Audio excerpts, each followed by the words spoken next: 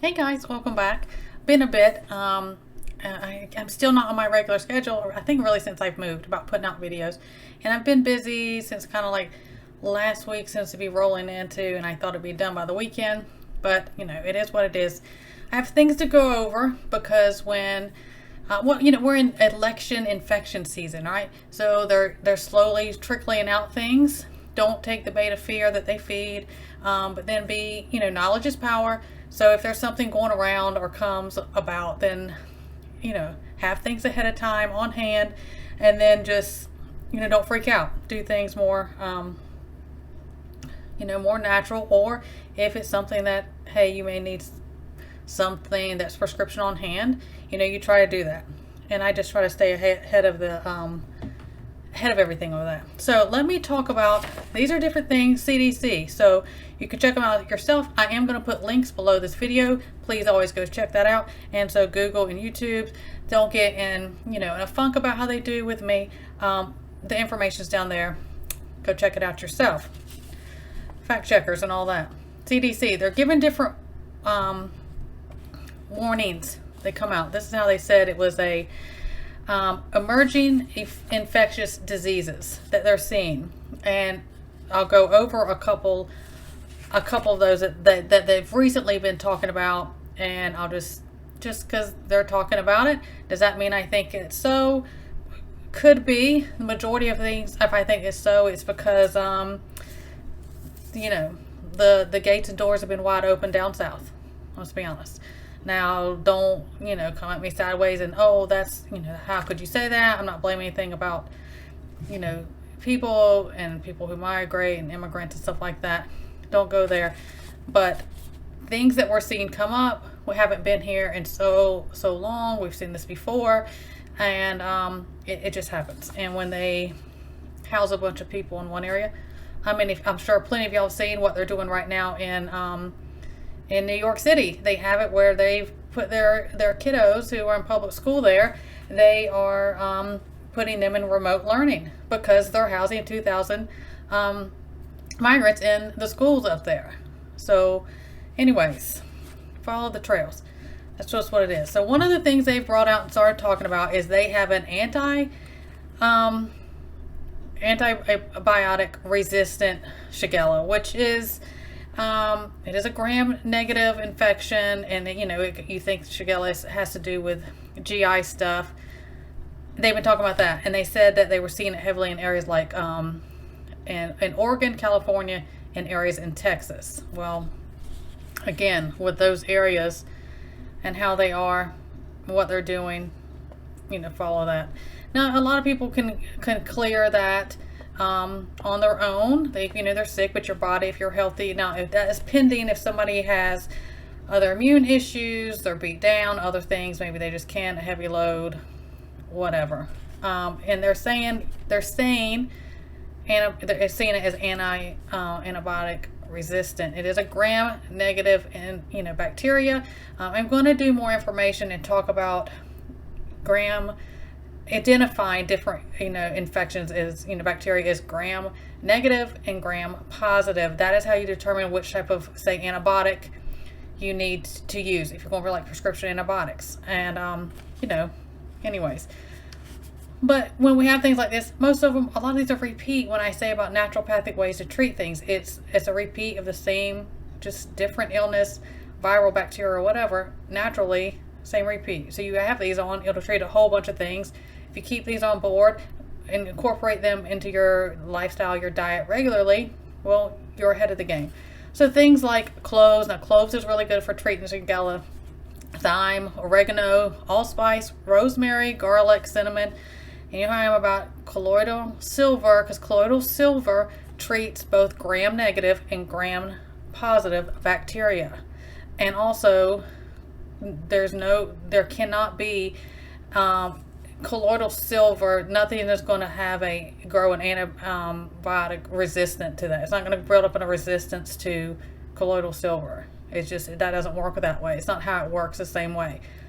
So there you go, because there's a lot of things which I'm going to get into, some other information that was given to me about antibiotic resistance type of thing. So usually the normal protocol, the normal prescription antibiotic protocol for Shigella is going to be like Cipro, azithromycin, like a Z-Pak or something like that. That's usually their choice. The way they do is about a week or so, because it can.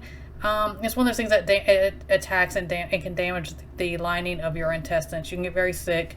Remember, with your gut stuff, whenever you have anything that affects our gut, any kind of viral or bacterial thing that affects our gut, it is like a domino effect for the rest of your health. Mentally and everything else that follows it. I mean, 90% of our serotonin is made in our gut. When that balance is off and your flora is off, your pH is off, you're going to see a domino effect in other areas of your body, and mentally and emotionally. It does that. So remember that. And, anything like that, bloodstream type stuff, you don't want it to move forward. If it really, really damaged somebody, they'd have to be really beat down and sick that it would, really cause deep damage to their intestines. You could move beyond that. So moving on, the next one is typhus. And now typhus is not the same as typhoid fever. Typhus comes from things like fleas. And you would see it more in other places. They saw a lot in the Holocaust and stuff like that. They saw a lot of people would come out and they had typhus. They also have typhoid, TB, and everything else. But that comes from fleas and biting flea, when they bite you and all that. And that is a gram negative. That is one of the ones that they said is an emerging infectious disease. They were talking about in April 2023. And then in August 2023, they said that they had seen an uptick in that in the United States. And they were and since August, and they had 3 people pass from that in California, because it's kind of like it gets in your blood. I mean, not really a blood parasite, but infection, bacterial type of infection. You get that. So again, the common prescription antibiotic type of treatment for that is like doxycycline, erythromycin. Let's say you can't get those, or if you choose not to do it, again, do what's best for you. Okay, read my disclaimers. All that is, colloidal silver, because it's a gram negative, and it's going to cover both. And then any kind of antiseptic herbs. You're going to think things like a big one is to use for that for typhus is echinacea. Use things like garlic and some of the other ones I named. That's going to get ahead of that. Now, am I saying this like, oh my gosh, this stuff is rampant, it's going everywhere, everybody needs to be scared that these things they're talking about that? No. But stay ahead of the game. Hey, I know this could be out. Hey, I know these symptoms, or even whatever the situation. Incorporate these things in your diet. I talk about it all the time. I cannot stress that enough about incorporating the things, the herbs, the spices, the garlic, the different things. Incorporate them into your diet regularly. Just regularly have that in. If you even feel something's coming on, oh, you know what? I was just exposed to somebody and found out they had something. Take it. Do it. Just do it. I mean, if you were somewhere and you're getting tons of mosquito bites, oh, I just got a bunch of flea bites or something like that happen. I was exposed to. Maybe you are in an area that there are a ton of migrants that they have housed in that area, and there's a crowd. Let's just be safe than sorry. That's not trying to be hateful and point fingers at any one group of people. That's just being smart and be ahead of the game. Why wait till you're so sick and there's a problem? I don't believe in that.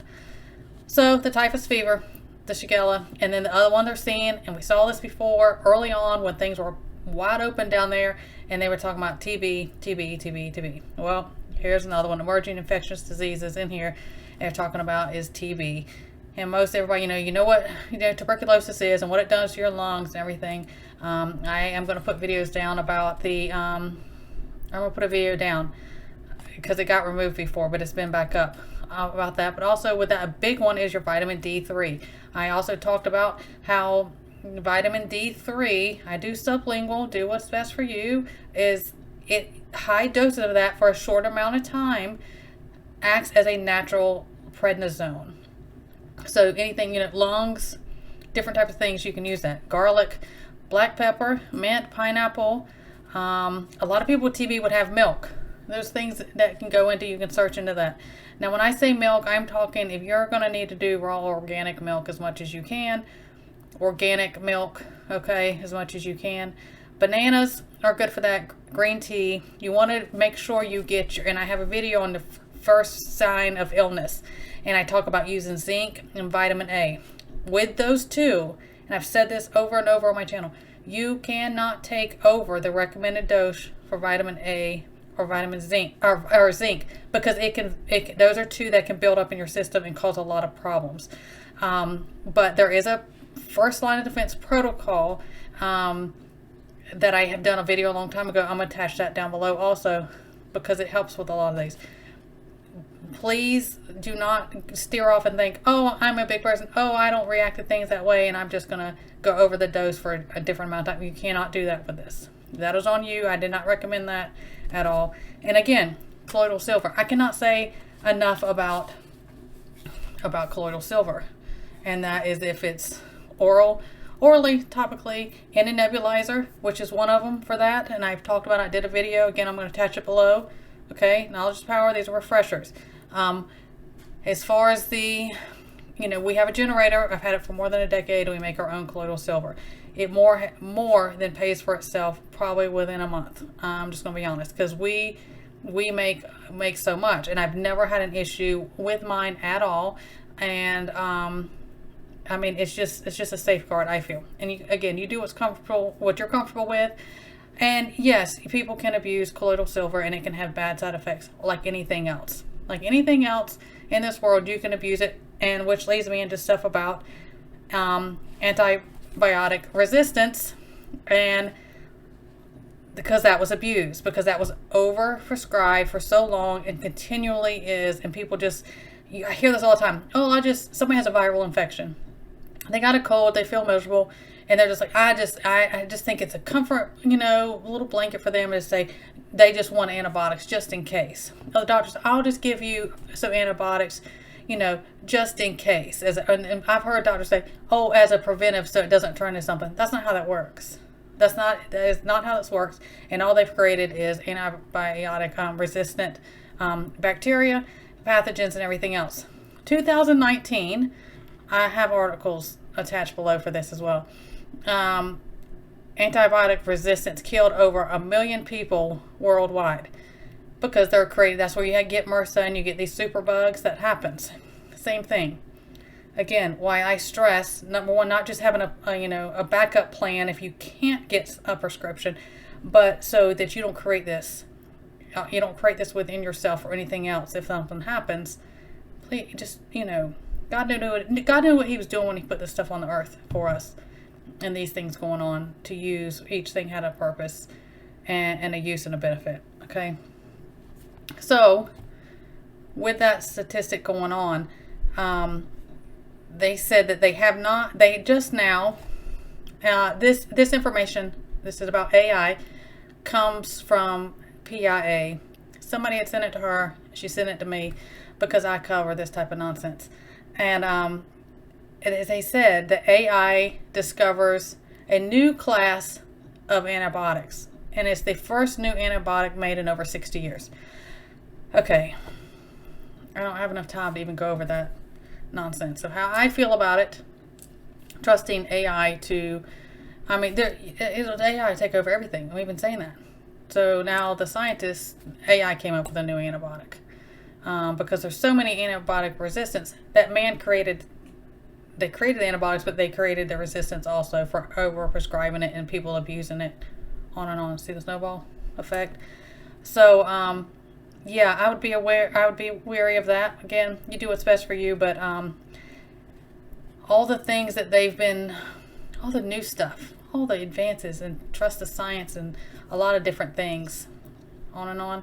And I would just be careful. So the things we've talked about, always have on hand, should be in your preps at all times. Everything is the colloidal silver. Use natural, antibiotics. Oil of oregano is a power punch. It's one of the strongest things naturally you can use.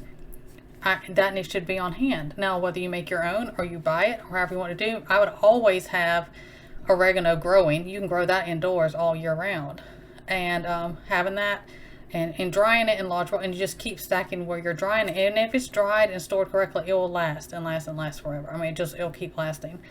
And things like garlic, I talk about it too. Garlic should be one of those things that you grow and use. I talk about the garlic and honey all the time because it just makes it easier for it to go down, and plus you're getting the benefit of the raw honey as well. So all this nonsense, don't let this stuff scare you. It's going to start rolling out because it fits for their agenda season we're in right now.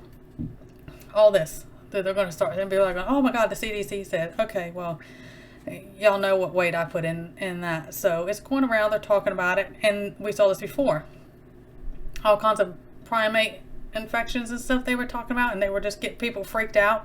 And then, of course, they have a new thing for it, and people were scared.